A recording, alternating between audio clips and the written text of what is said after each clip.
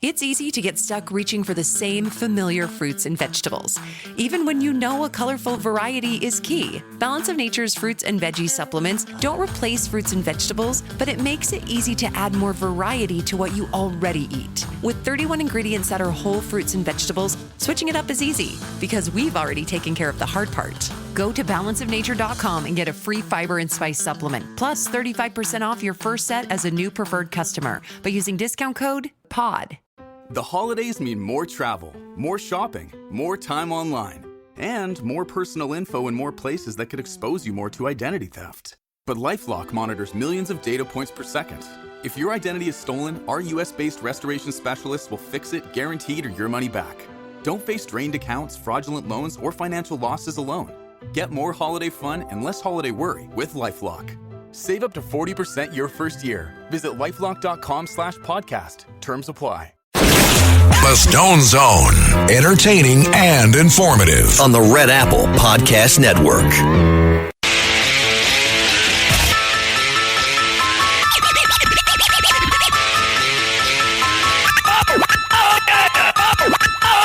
This is the Stone Zone with Roger Stone. People love him and respect him. Roger Stone. Now, get in the zone. It's the Stone Zone. Here's Roger Stone. You are now entering the Stone Zone. This is the day political junkies like me live for. But with the polls open for yet another hour in New York City, I think New Yorkers need to focus intensely on Zohran Mamdani and what his being mayor really means. You see, Zohran Mamdani is not just another progressive.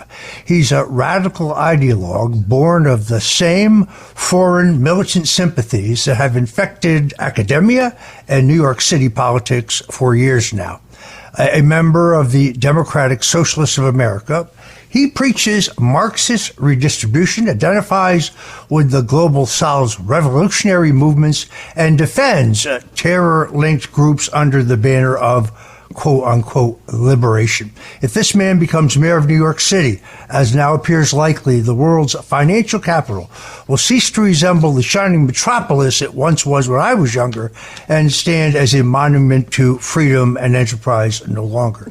This would not be the first time that New Yorkers elected a man with allegiances to alien American values. Bill de Blasio, who, by the way, is not Italian, his real name is Warren Wilhelm Jr., perhaps the worst mayor in New York City history, publicly supported and joined the Sandinistas in Nicaragua, once honeymooned in communist Cuba, and was so compromised that he could not obtain the basic security clearances routinely granted to every mayor when he traveled as mayor of New York City outside the country. Under his leadership, crime surged, police morale collapsed, and the city descended into filth and lawlessness.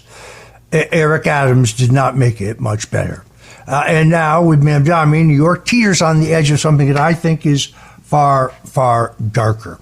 He's expressed sympathy for groups that glorify jihad and celebrate anti-American terrorism. His public associations include individuals who've defended Hamas and who cheer the enemies of Western civilization. He's cloaked his ideology in the rhetoric of social justice, but the brand of socialism is soaked in resentment and hostility towards the very freedoms and the working class people who make New York City thrive. Make no doubt about it, under Mamdani, crime will explode. The police will be vilified, defunded, and demoralized. They've already been politicized. Prosecutors would treat criminals as victims and victims as obstacles to equity. The gangs that now terrorize parts of the Bronx, Brooklyn, and would expand their reach into neighborhoods that we used to consider safe, will extend their reach. Investors will flee. Real estate prices will collapse. The great towers of Manhattan would empty as confidence evaporates, and we will watch capital flee to Florida, Texas, and Dubai. But beyond economics lies a deeper cultural rot. Mamdani's brand of political Islam does not merely coexist with Western liberalism, it seeks to replace it. His ideological roots trace to movements that reject the very notion of religious freedom, of women's rights, of tolerance in gay and lesbian citizens. Under the law he reveres, homosexuality is not only tolerated, it is punished. The rainbow flags that now flutter above City Hall would come down quickly, replaced by the grim banners of justice as defined by those who despise the West. New York's Jewish population will face a new wave of hostility masquerading as anti-Zionism. The city's Christian schools would be shamed for their traditions. Those schools would be indoctrination centers for revolutionary politics. City Hall would become a propaganda outpost for anti-American causes. And the state will seize, control, and run all of the grocery stores. If Mamdani wins, the city that never sleeps will awaken to a nightmare. The lights of Broadway will dim. The Wall Street bell will sound hollow. The skylines will stand, but its spirit will be gone. What will remain is a husk of a once great city ruled by a man whose sympathies lie not with the police officers, not with the entrepreneur, not with the hard-working, struggling, tax-paying family, working-class family, but with those who burn American flags and chant for our destruction. New Yorkers still have a choice. They can either remember the lessons of de Blasio's Santanista romance and say never again, or they can surrender their city to the next chapter of socialist decay. If Zohran Mamdani is elected mayor, New York will be governed. It will be occupied. There is no more frustrating day for someone who's spent their life in the corroded rectum of the two-party system for over 40 years. And it is amazing how much elections, of course, have changed. Donald Trump has tried through executive order to get us back where we were, one-day voting, paper ballots, all counted in one day. Instead, early voting has made the process extremely unreliable. Attorney General Bill Barr said that in an interview on Fox, although when he was presented actual evidence of voter fraud as Attorney General, he elected to do nothing about it. But he said mail-in ballots are an open invitation for fraud, and indeed they are. And then in this day and age, polling, which everybody who loves politics loves to follow, the polling has become far more difficult. You see, a poll, a real poll, that is a poll that is conducted to try to actually measure public opinion and the current situation, not a poll that is designed to show a specific result. Those are called push polls, or a poll can be constructed to create positive polling to be used in fundraising for a candidate or a party. That's not what I'm speaking of. But the polls are taken by some in the media, the polls taken by professional pollsters have a number of variables. Remember, this is a snapshot in time.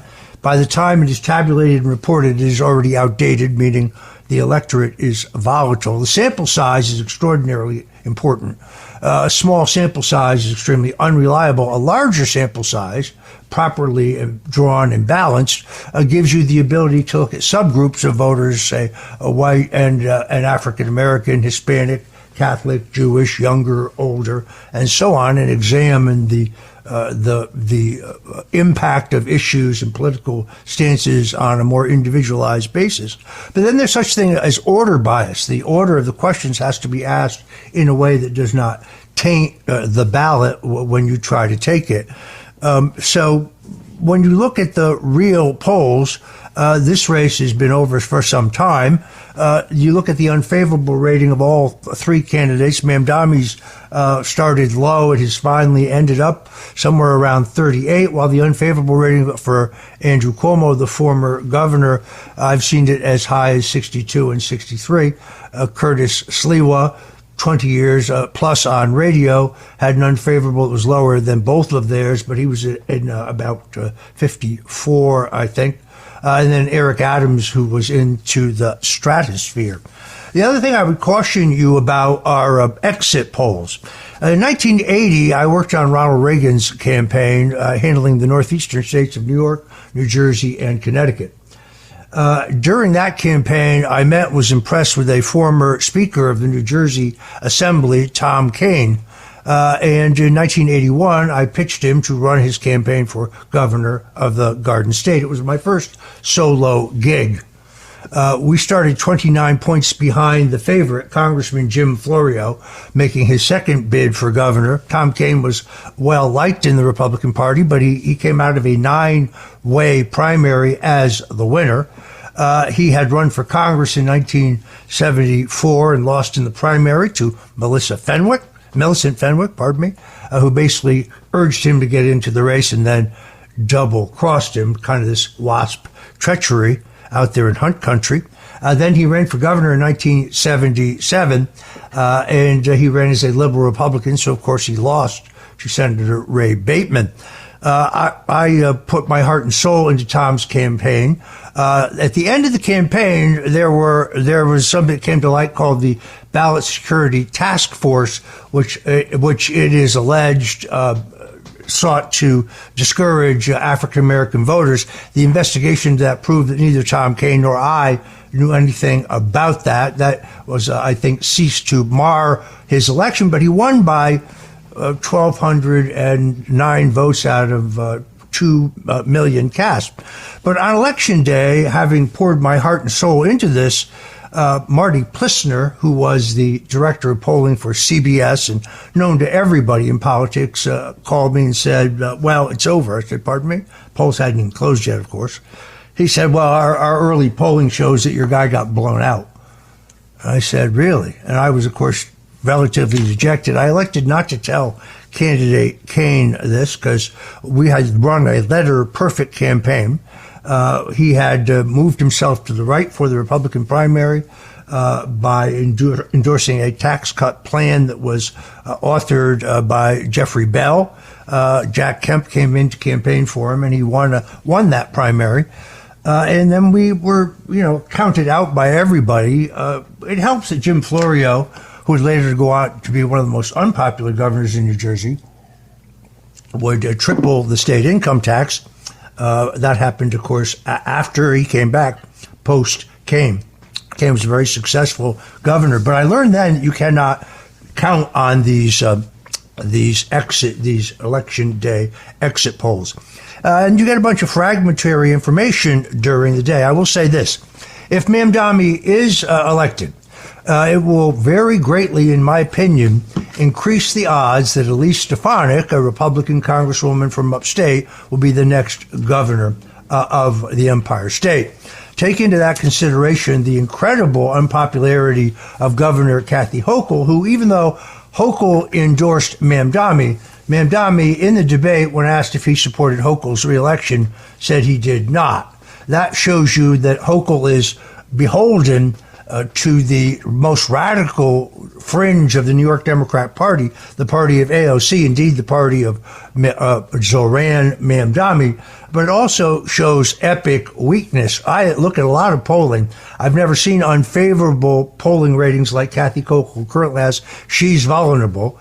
The decline of New York City will have an impact on the suburbs as well as upstate, greatly increases the chances for Stefanik, who I think is a more than viable candidate. She's an incredibly capable member of Congress. She has been a leader in the fight against the weaponization of our criminal justice system.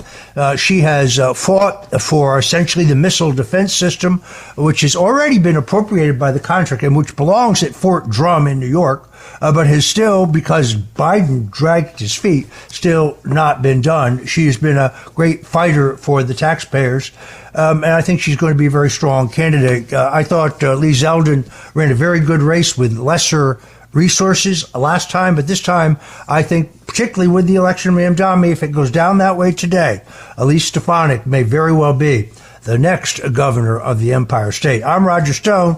You're in the Stone Zone, the right place to be on election night, and we'll be right back. This is the Stone Zone with Roger Stone. It is a great, great person, Roger Stone. The Stone Zone.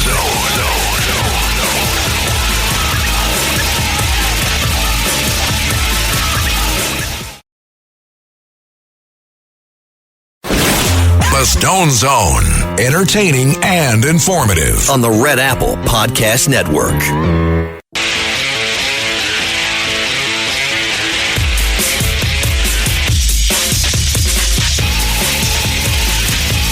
This is the Stone Zone with Roger Stone. Roger Stone, who's a very, one of the smartest political minds. Roger Stone was persecuted. People forget he's actually a brilliant political analyst. Now, get him his own. It's the Stone Zone. Here's Roger Stone.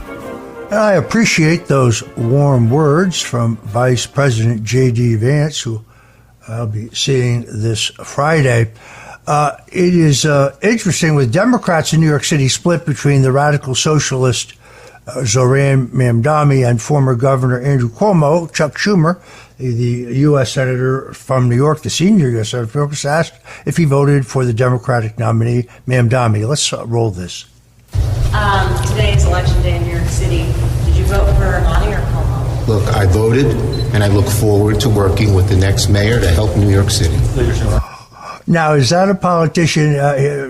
He is scared to death of the radical fringe of his party that he knows elected AOC over the chairman of the Queens County Democratic Machine, former Congressman Joe Crowley, and he's worried that if AOC runs against him, she would beat him in the primary like a drum. She can certainly raise the money. If you look at the financing of Mamdani, it's not a grassroots fundraising monolith. It is a series of interconnected 501c3s, 501c4s, nonprofits, NGOs, as well as political parties, all hitched together and sending money between them illegally. This has all been covered extensively by my friend Sam Antar at whitecollarfraud.com.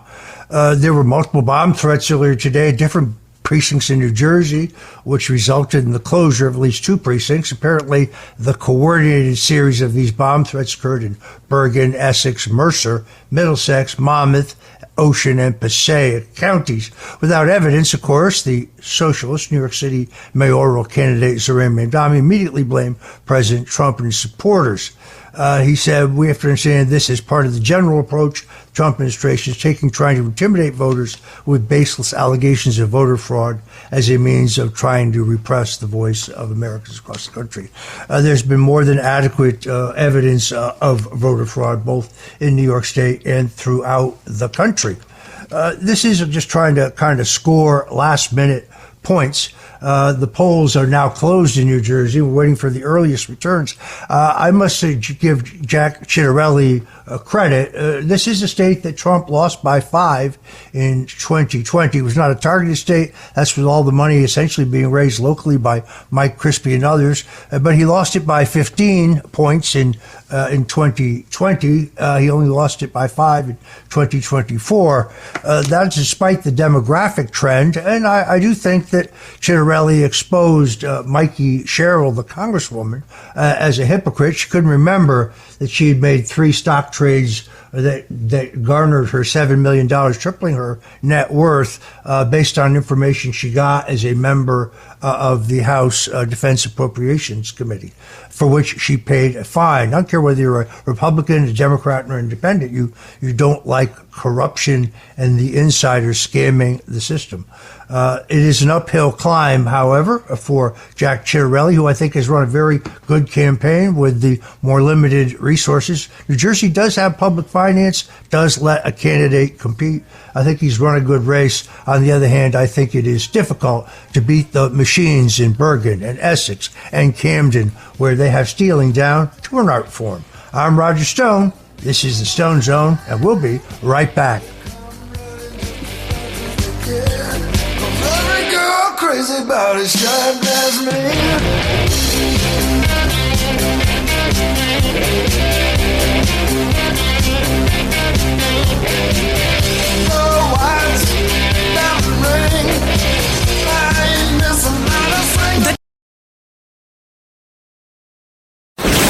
The Stone Zone, entertaining and informative. On the Red Apple Podcast Network.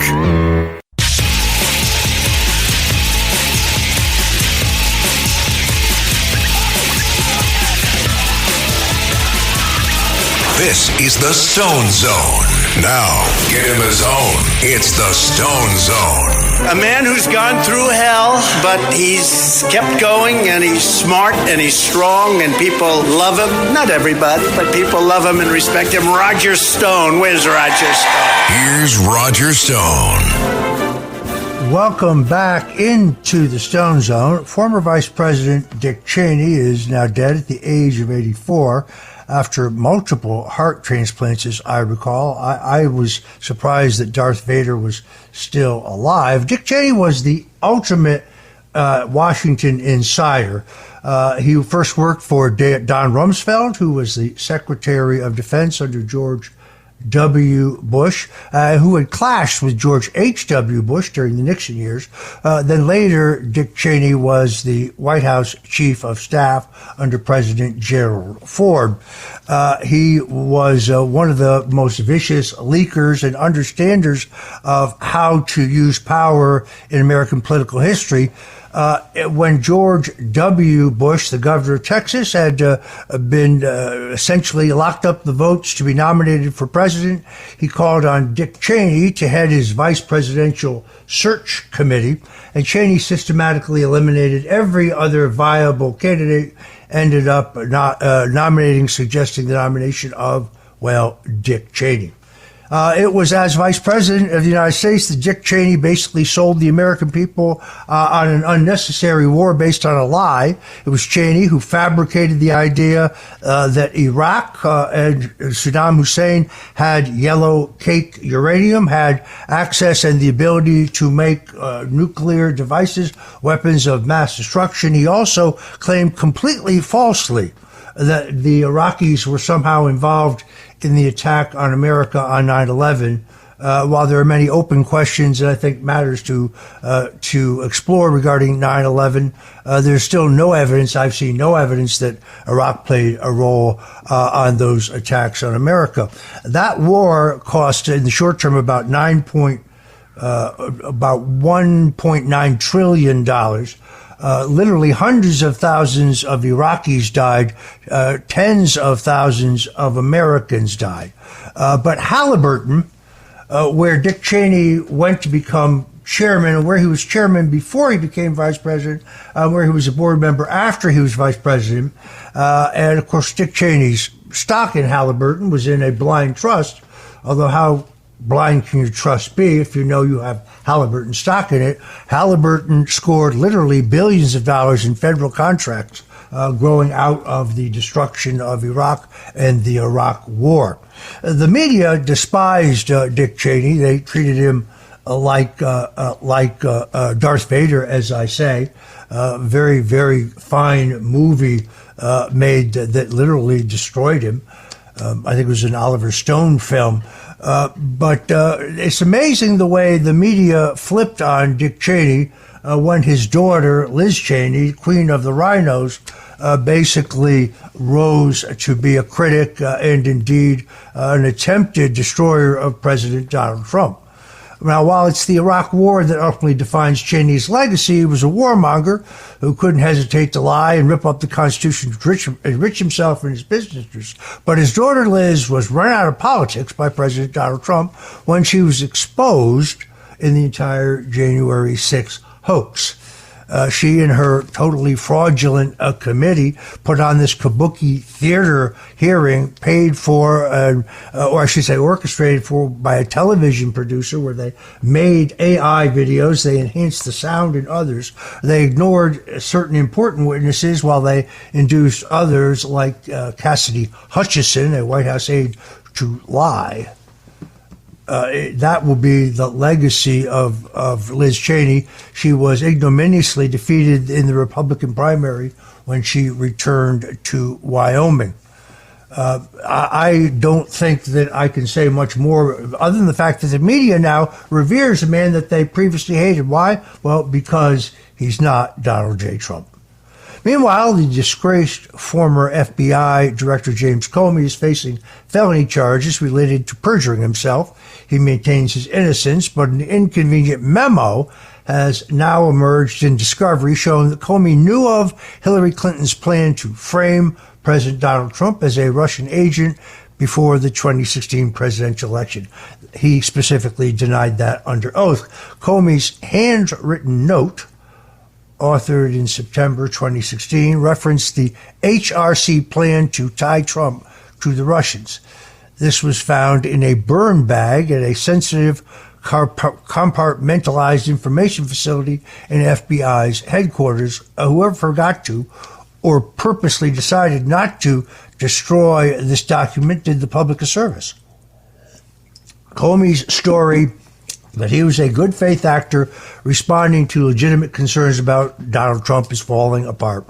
Comey knew then, just as he knows now, that the Steele dossier, that secret report that was paid for and commissioned by Hillary Clinton illegally and which falsely claimed that Donald Trump, as a private businessman, had dallied with prostitutes in Moscow when he visited there as a private businessman. He also knew that there is no evidence to this day that Russian intelligence or anyone else was successfully conducted an online hack of the Democrat National Committee, with the overwhelming forensic evidence indicating that the information from the Democrat National Committee that they insisted through CrowdStrike, so the IT company who examined their servers, had been formed by the Russians, had indeed been downloaded to a portable disk and taken out the back door. Of course, the judge in my case would not let my defense attorneys raise that issue when the question of the DNC alleged hack happened. Additionally, prosecutors have now discovered a tranche of emails from Comey that further indicate his guilt. He showed that he anticipated to work under Clinton and Comey, worked with his close friend Dan Richman. Richman is among those that he gave classified information to leak, according to the indictment, to craft a narrative with the propaganda merchants of the New York Times. Comey is likely to be the first domino to fall if John Brennan, James Clapper, Susan Rice, Andrew McCabe, Rod Rosenstein, Robert Mueller himself, and many others are yet indicted. Whether that happens remains to be seen. That they are guilty of gross violations of law and the Constitution, as well as, I believe, seditious conspiracy. A seditious conspiracy that is born in the White House on July 17th of 2017 with Barack Hussein Obama in the chair, but that includes Vice President Joe Biden and the aforementioned gentlemen, Brennan, Clapper, McCabe, and of course Susan Rice was also present. Samantha Powers, the UN ambassador, earlier I think the National Security Advisor, James Clapper, particularly after lying to Congress. All these people must be brought to justice. Whether the current Attorney General and Deputy Attorney General do that remains to be seen. But up now for trial, Letitia James and James Comey, both in the Eastern District of New York, they seek to question the legality of the appointment of Lindsay Halligan. But Lindsay Halligan today kind of proved herself when in discovery she produced the stunning evidence of James Comey's guilt, on which, of course, his indictment was based. Lindsay Halligan was appointed to the position of U.S. Attorney, interim U.S. Attorney for the Eastern District of Virginia, when it was learned that the previous U.S. Attorney, Eric Siebert, a Trump appointee who was not confirmed by the Senate, had been recommended by Governor Glenn Youngkin, had the support of Virginia's 2 Democrat senators. There's a tip-off right there that he's a deep stater. But he never disclosed the fact that in the case of James Comey, he had a stunning conflict of interest. His father-in-law, that is his wife's father, was not only godfather to one of Comey's daughters, but had also represented Comey as an attorney. That's a stunning conflict of interest. Donald Trump essentially fired Siebert when he learned this. Turns out Siebert had prepared a 51-page memo outlining why James Comey should not be indicted. And, of course, Lindsay Halligan went to a grand jury unaided, as I understand it, by anyone else at the Justice Department and convinced a grand jury to indict. She did the same thing regarding New York Attorney General Letitia James. Letitia James yesterday filed a motion that would have required the U.S. attorney to keep a record of all contacts they have with the media and make it available to the defendant, but the judge denied. I found this kind of comical. The prosecutors in my case leaked like a sieve before, after, and during my trial, yet I was gagged. Unconstitutionally. I was not allowed to defend myself in any medium at all. Not radio, not television, not social media, lest I be immediately jailed.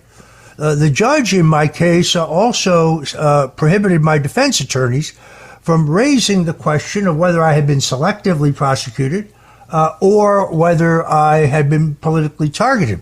Letitia James asked the judge today whether she could argue that she was selectively prosecuted. On the other hand, why isn't Letitia James and James Comey gagged like they gagged me?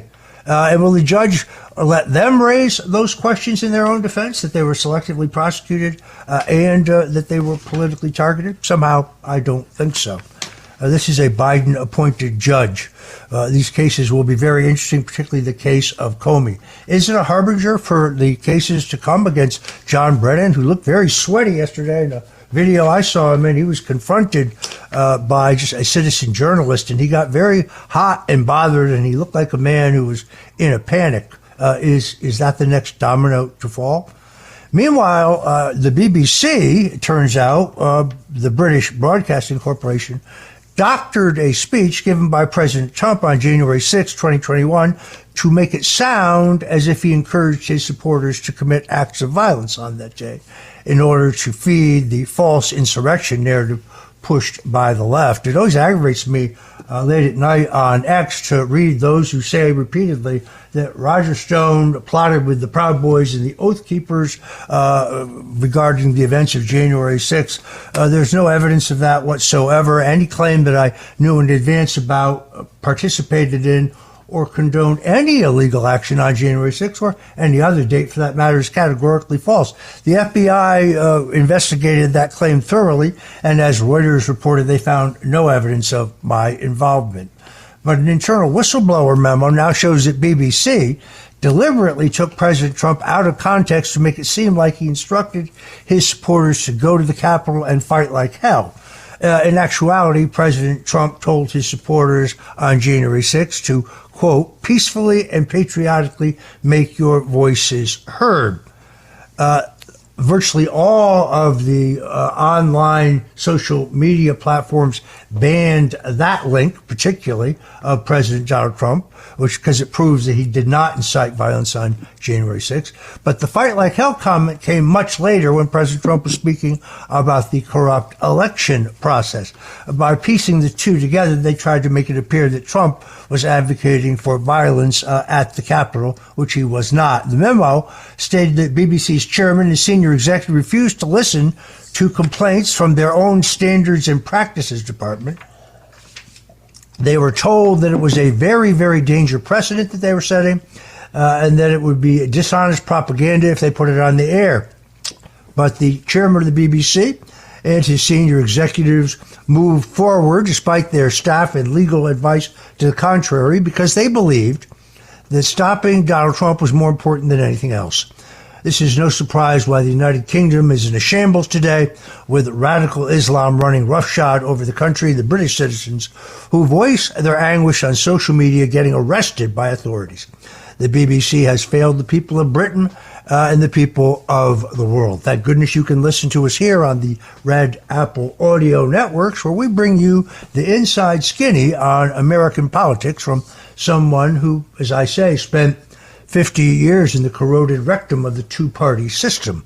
I have been a Republican and I have been a libertarian. I've always been a conservative, and today I am a Christian.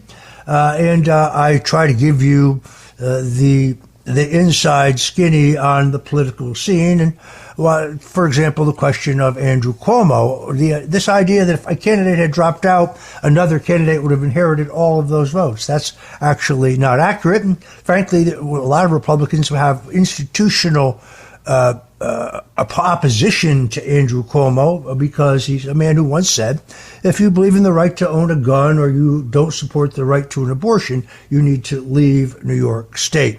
The idea that if one candidate dropped out, the other candidate would inherit all their votes is false. Anyway, I think that Andrew Cuomo will fall short tonight, but we're still waiting for the polls to close. We can talk about that when it happens. I'm Roger Stone. You're listening to the Stone Zone. For the inside skinny on American politics, you're in the right place. This is the Stone Zone with Roger Stone. He likes politics and he's a professional at the highest level. Roger Stone. Where's Roger?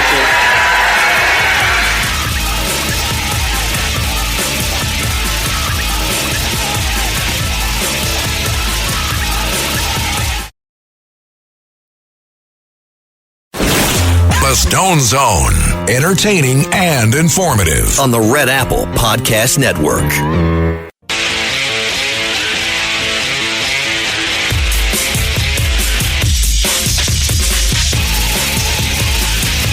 This is the Stone Zone with Roger Stone. Roger Stone, who's a one of the smartest political minds. Roger Stone was persecuted. People forget he's actually a brilliant political analyst. Now, get him his own. It's the Stone Zone. Here's Roger Stone. I have to say, I think AI, artificial intelligence, while I can see the many benefits, I think it is extraordinarily dangerous. Not only can they create an audio or a video of anyone, including me, saying things that you never said. You've seen these audios and videos of Barack Obama and Donald Trump and Joe Biden and so on. They can create a robocall for telephones in which Joe Biden urges Democrat voters in the New Hampshire primary not to vote. That was actually a mini scandal that really happened. But now I'm glad to see that ChatGPT, one of the leading AI providers, has changed its algorithm to deny medical, financial, and legal advice to people using this powerful computerized system. The company's policies now state that OpenAI cannot be used for any provisions of tailored advice that requires a license, such as a legal or medical advice, without appropriate involvement by a licensed professional. So this may make it more difficult for ChatGPT to help coerce some people to kill themselves. Until recently, if you asked them for suicide advice, they would actually provide it. There have been horrible instances in recent months where vulnerable children would ask ChatGPT for tips on committing suicide because they knew how to manipulate the prompts and sidestep the extremely loose restrictions. They were able to actually help formulate their suicide plans from the web service. This is truly evil and demonic.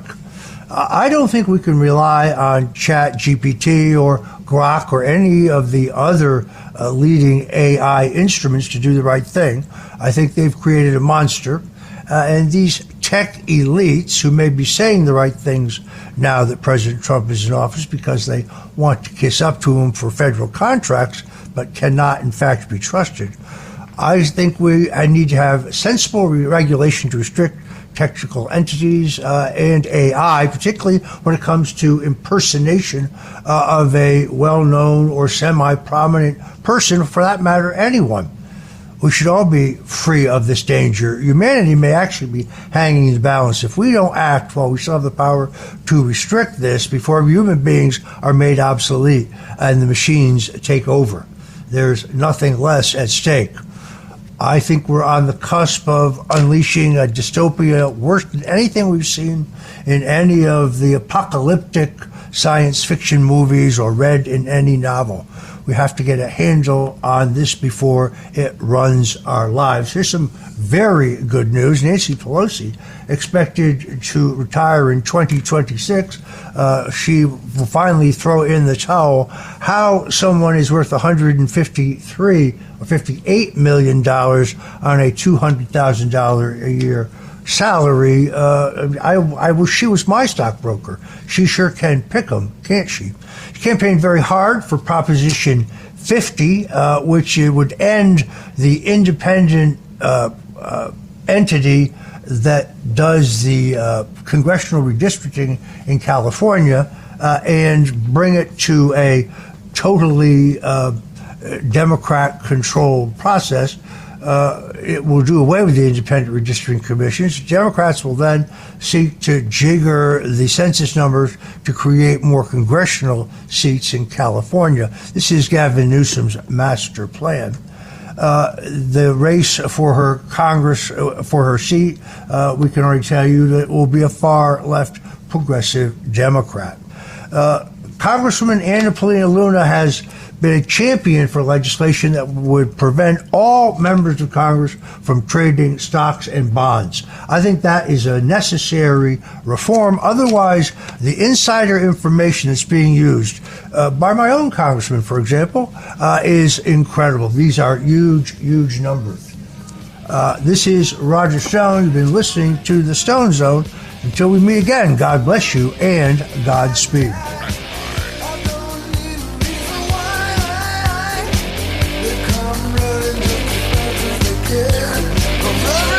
Crazy about his shine as me.